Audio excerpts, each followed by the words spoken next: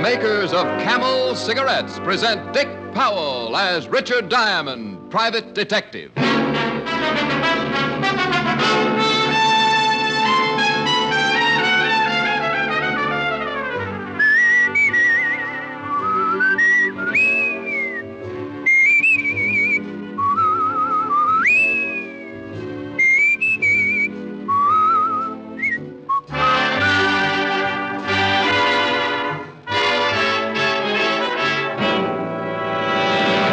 More people smoke Camels than any other cigarette. Yes, Camels are the favorite cigarette of people in all walks of life. Among them are singing stars, actors, announcers, people whose voices are their fortunes, people whose cigarette must be mild. Make the Camel 30-day test and see how mild a cigarette can be. Puff after puff, pack after pack. See why more people smoke Camels than any other cigarette.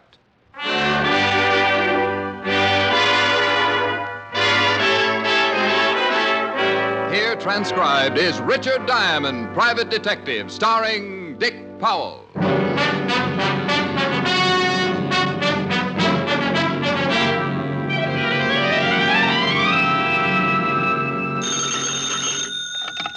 Diamond Detective Agency.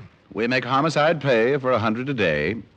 Oh, that's pretty terrible. Oh, you should catch me on a bad day.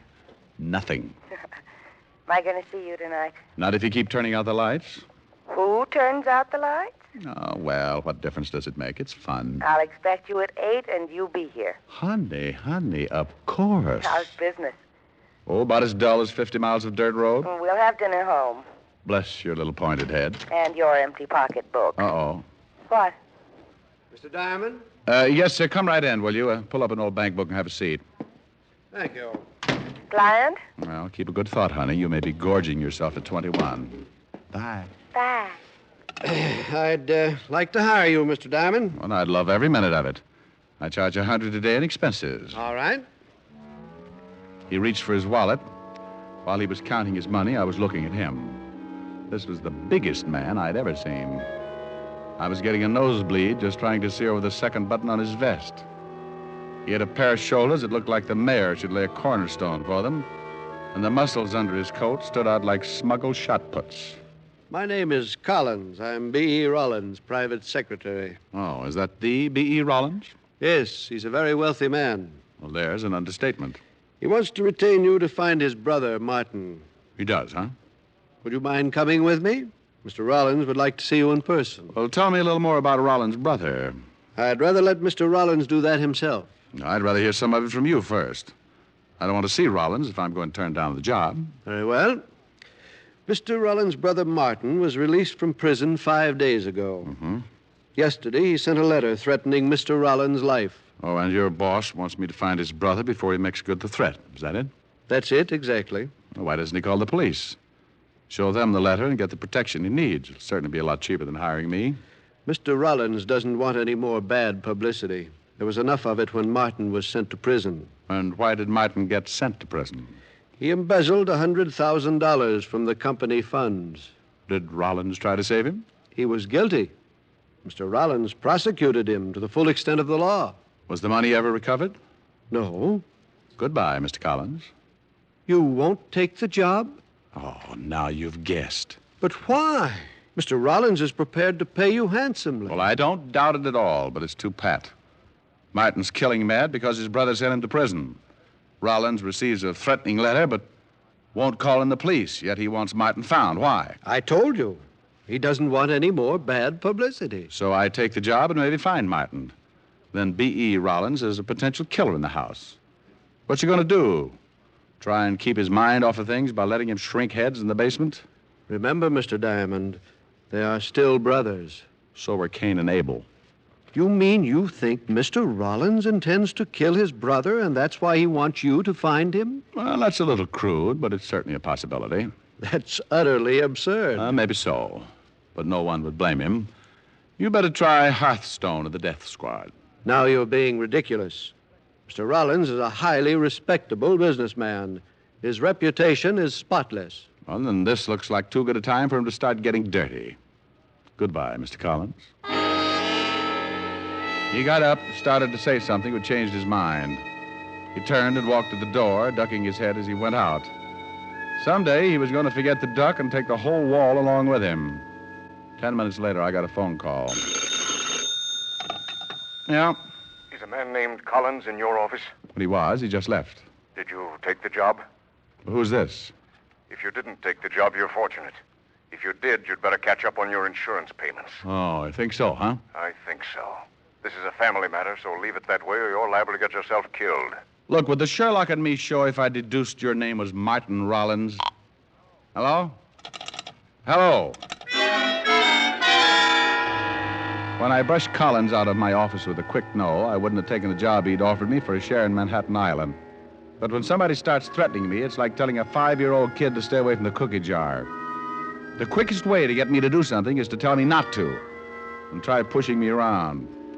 I looked up the Rawlins address, and in 20 minutes, my cab pulled up in front of a big old English house that looked like the summer training camp for the U.S. Mint.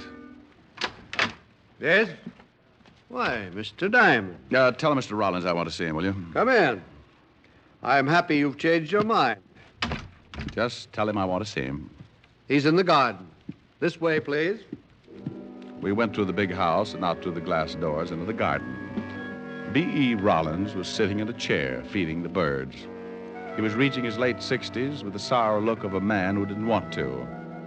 As he threw the breadcrumbs out on the gravel walk, a big diamond on his little finger flashed in the afternoon sun. Mr. Rawlins. Huh? Oh, Collins. Who's that with you? The detective you sent for, Mr. Rawlins. Oh, yes. Pull up that chair and sit down, young man. Oh, thank you. Just feeding the little birds. Here, Birdie. Been doing it for some time. Oh, swell. Well, what are you standing around for, Collins? I want to talk to this detective in private. Yes, sir. If you need me, I'll be in the library. I won't need you. Here, you feed the birds for a while. Makes you feel good. Oh, sure. Here, Birdie. Birdie? That's fine. That's fine. What's your name, young man? Diamond, Richard Diamond. Oh, hey, get a load of that little fella. He's grabbing enough crumbs to stuff a pheasant. He's the greedy one. Always does that. Reminds me of some people I know. Yes. Well, Mr. Diamond, I suppose Collins told you why I wanted to see you? Yeah, and I can't say I wanted the job at first. So Collins tells me. What changed your mind? A phone call. I think it was from your brother, Martin. He told me not to work for you. And you don't like being intimidated. Good. I think we'll get along, young man. Tell me, have you got the letter he sent you? Have it right here. Read it. I'll take over with the birds for a while. Oh, thanks, sir. My dear brother, I spent 5 years hating you, but I learned a trade. I used it drawing blueprints for your shroud. Signed, Martin. Well, this'll never get the Pulitzer Prize. Martin always did go in for the dramatic. Well, do you think you can find him? Was this the first you've heard from him since he went to prison? Yes. I will admit the letter has me worried. Aside from the dramatic, Martin has always been a hothead. Since boyhood, he's envied my get up and go. We never got along. It was even too much for my mother. She died very young. Probably overworked from knitting straitjackets. Don't be flippant, young man. Well, will you take the job? $100 a day and all hospital expenses. Fine. See Collins. He'll take care of the fee. Now, tell me one more thing. Can you think of anyone who might know where your brother is? Only one, and I'm not sure if she's even still in New York. She was going with Martin when he was caught. I only met her once, but I will say, if nothing else, my brother showed good taste. Yes, indeed. Well, that's nice. What was her name? Carter. Virginia Carter. Lived someplace in the village, I think, but that was 5 years ago. All right, thank you. Now, what about your secretary, Collins? Can you trust him? Collins is above reproach. He's been with me for 15 years. Knows everything about me. Almost a member of the family. Does he know anything more about Martin? No more than I do. Now I'm getting tired, and I want to finish feeding my birds. Good day, young man. Here, Birdie. Birdie! I left the old man sitting with his friends. He'd have one good deed to take along with him anyway. I went back to the glass doors, and a butler showed me the way to the library. But the cupboard was bare. Collins wasn't around. Collins! Collins! The shot had come from the direction of the garden, and I went back out in a hurry. Mr. Diamond! Mr. Diamond, over here! What's wrong, Collins? It's Mr. Rawlins. He's dead. B.E. Rawlins was sitting in the chair with a bullet hole just over the heart. His head was resting on his chest, and he still held the breadcrumbs in his hand. He seemed to be smiling like he knew he was going to be able to feed the birds for a long time now. Martin did it. He did? I saw the whole thing. I thought you were supposed to be in the library. I started out of the library and came around the other way. As I rounded the corner of the house, I saw Martin standing behind that tree. I started to yell, but he fired and climbed over the wall. Mr. Rawlins was dead when I reached him. Let's call homicide.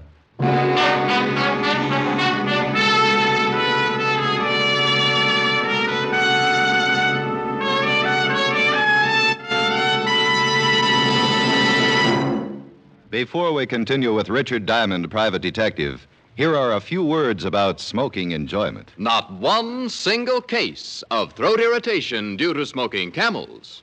That's what noted throat specialists reported in a coast-to-coast test of hundreds of people who smoked only Camels for 30 days. That's how mild Camels are. Make your own 30-day Camel mildness test. Smoke only Camels for 30 days and enjoy the rich, full flavor of Camel's costly tobaccos. And see for yourself how mild Camels are pack after pack. See how well Camels get along with your throat week after week. Yes, that's the sensible test of cigarette mildness. For only by steady smoking can you judge the day-in, day-out mildness of a cigarette. Start your own Camel 30-day test today and see how mild, how flavorful, how thoroughly enjoyable a cigarette can be. You'll find out why people say, once a Camel smoker, always a Camel smoker. How mild, how mild, how mild, how mild, how mild can a cigarette be? Make the Camel 30-day test and you'll see. Smoke Camels and see. And now back to Richard Diamond, Private Detective, starring Dick Powell.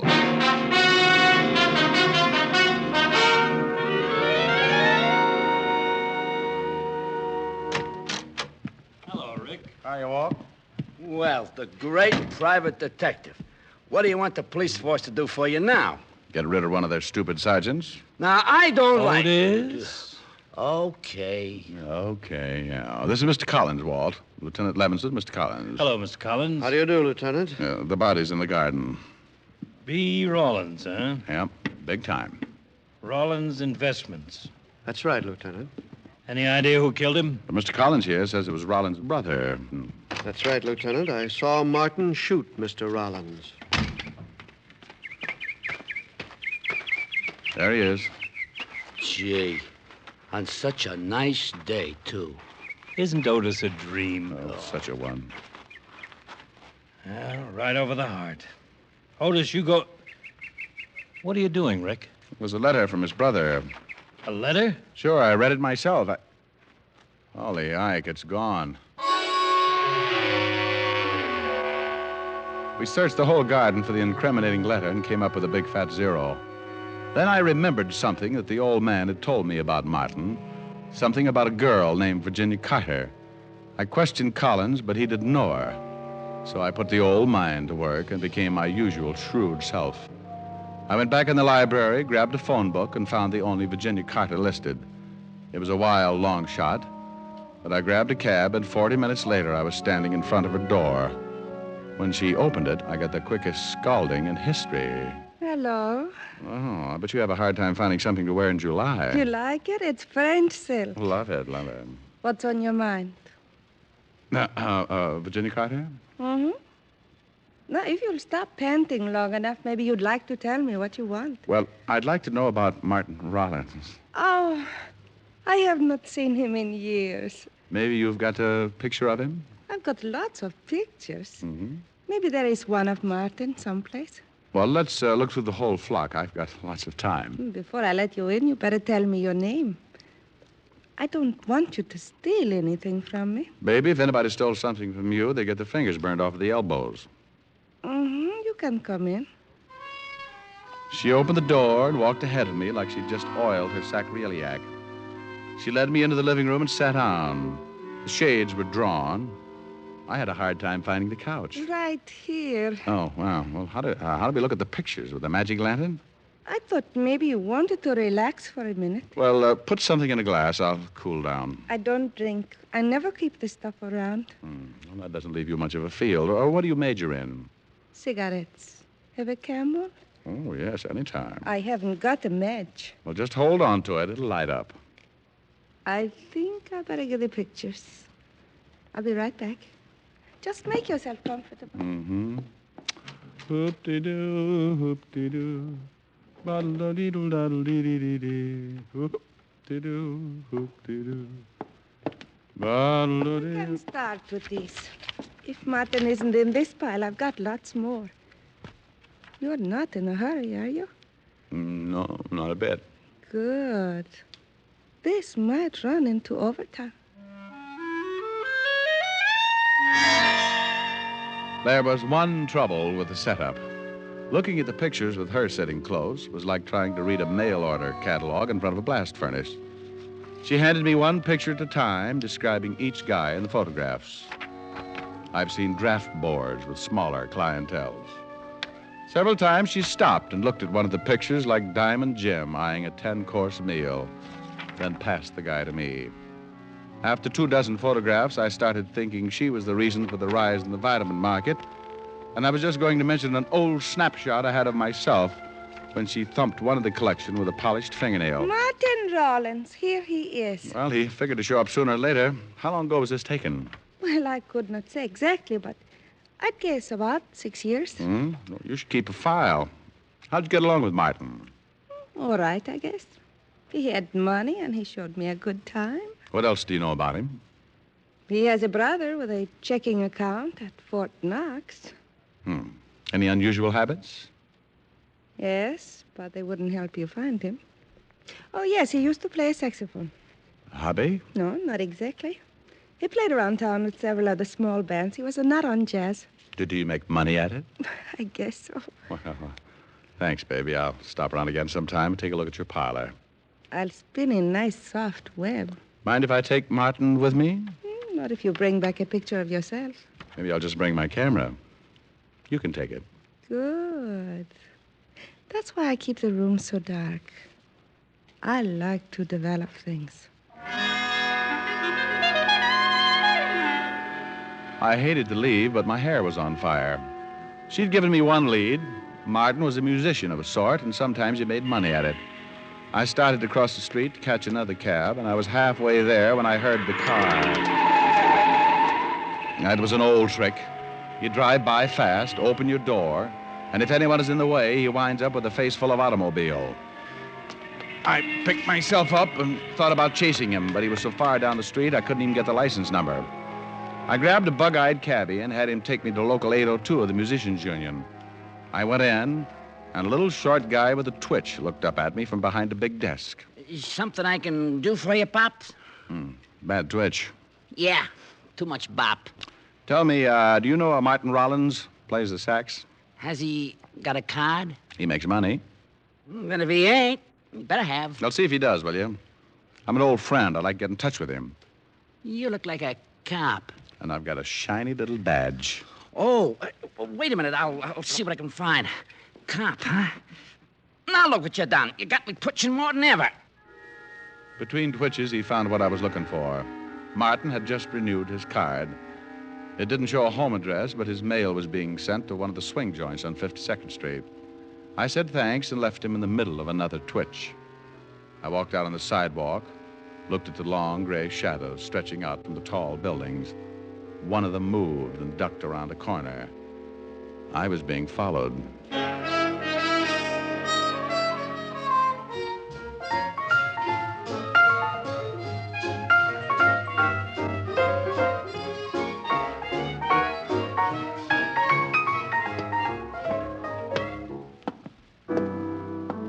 Fingers, gonna bother you for a minute?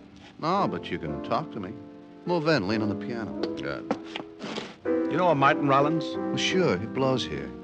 Which one is he? He's off tonight, got a phone call and took off. You know where he lives? Yeah. Well, here's 5. Come down and remember the address. What do you want him for? Here's another 5. What difference does it make? Solid. It's got a little pad on 5th Street, 59 East. Now, don't put me on, Dad. You got troubles? I'm going to ask him. Crazy. I like his style. And when you got time, drop back and listen to the band. I don't think I could stand the altitude. Crazy guy. I went out fast, and 10 minutes later, I was standing in front of Martin Rawlins' apartment. I tried my knuckles and waited. I tried again and put my ear to the door. I didn't hear it at first because it was so faint. A light scraping sound like rope over wood. I tried the door.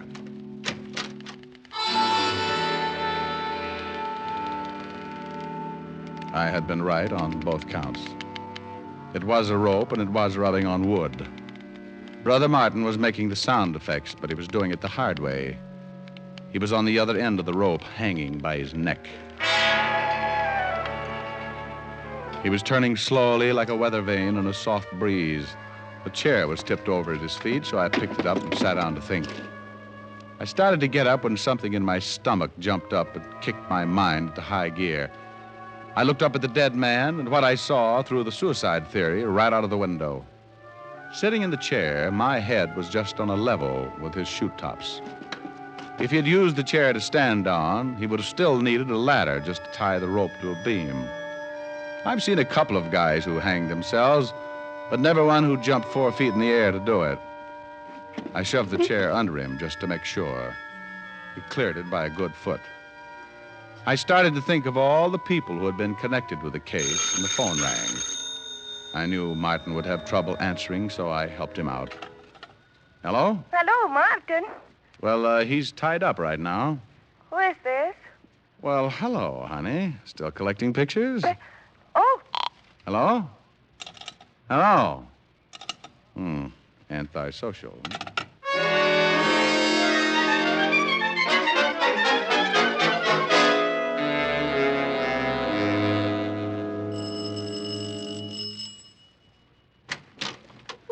Mr. Diamond, did you bring your camera? We'll play spin the bottle some other time.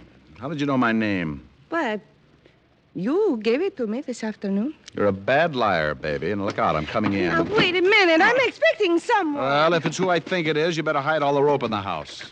Now move it out of the way.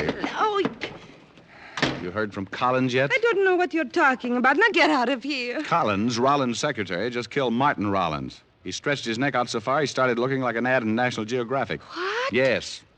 He strangled him first, then stood on a chair and hung the body to a rafter. How do you know Collins did it? Because he forgot he's a foot taller than most guys. He gave Martin a boost, left him hanging too high. What's that got to do with me? Well, I think Collins knew I'd come to you. I think he promised you the moon if you fingered Martin Rollins. He wanted to get Martin, but he wanted someone else to do it for him. He knew old man Rollins would remember you and tell me. You're crazy. Oh, well, we'll see. How much did Collins promise you? He didn't promise me a thing. You don't think he's going to let you go on breathing when he finds out the law is after him? You're the only hole in his story. Wait a minute. He just left Martin waiting for oxygen. He's probably on his way here right now. He didn't say anything about killing Martin. I want to get out of this mess. Now, that's better. Tell me everything you can. Well, he met me about 3 months ago at a party. We started to see each other. One day he told me he was in some kind of trouble and asked me to help, and I said I would. He told me that he had been in a deal with Martin and that Martin had gone to prison for it. So Martin had come back and wanted his share, is that it? Yes. He promised me 50... It all happened in the time it takes you to change your mind. He must have come in through the kitchen and started shooting. She went down like a diver with a bends and died on her face. He was trying for me when I jumped to one side and knocked over the only light burning in the room.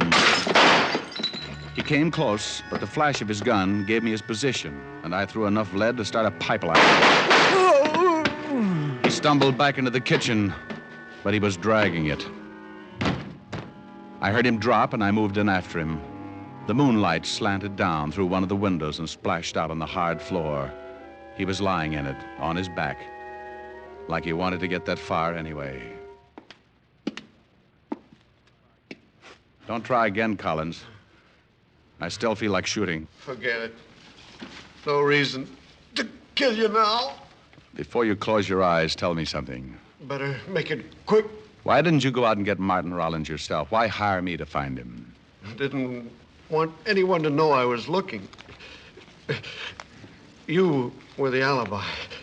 With Rawlins dead and Martin suicide, you'd swear Martin killed the old man. Because Rawlins showed me the letter? You forged it? Yes.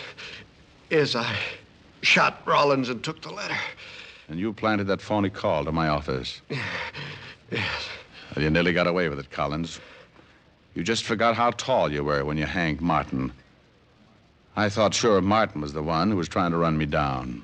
I'm a rotten driver. How bad is it? You must have been a good cop. I caught all three. It should be raining out. Too nice a night to die. Not a cloud in the sky. Must be nice to look at. No. Keep standing up. You'll never see it from down here.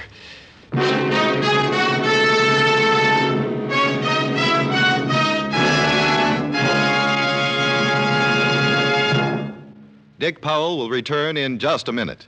What cigarette do you smoke, Doctor? That question was asked of doctors in every branch of medicine, doctors in all parts of the country. What cigarette do you smoke, Doctor? The brand named most was Camel.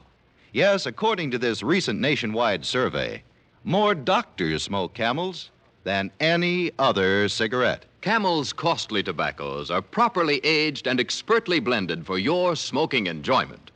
Make the sensible cigarette test, not just a puff, not just a sniff. Smoke Camels for 30 days and see how mild, how flavorful, how enjoyable a cigarette can be. How mild, how mild, how mild, how mild, how mild can a cigarette be? Make the Camel 30-day test and you'll see. Smoke Camels and see. Here's Dick Powell with a special message. Thank you. Ladies and gentlemen, as a tribute to the men and women who have served our country, the makers of Camel cigarettes send gift cigarettes each week to hospitalized servicemen and veterans. This week, the Camels go to veterans' hospitals, Fayetteville, North Carolina, and Des Moines, Iowa. U.S. Air Force Hospital, Bolling Air Force Base, Washington, D.C., U.S. Naval Hospital, Memphis, Tennessee. Now, until next week, enjoy Camels. I always do.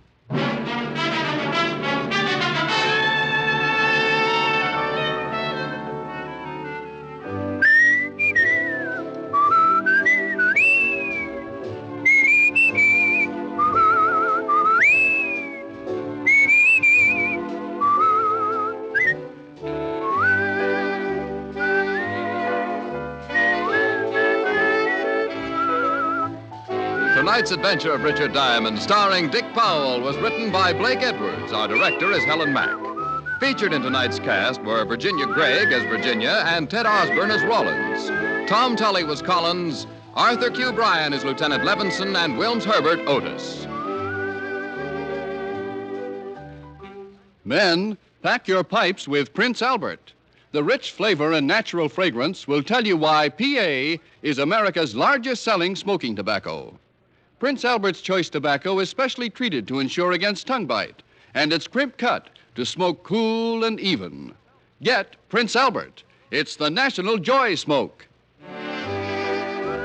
Listen next week for another exciting transcribed adventure of Richard Diamond, starring Dick Powell.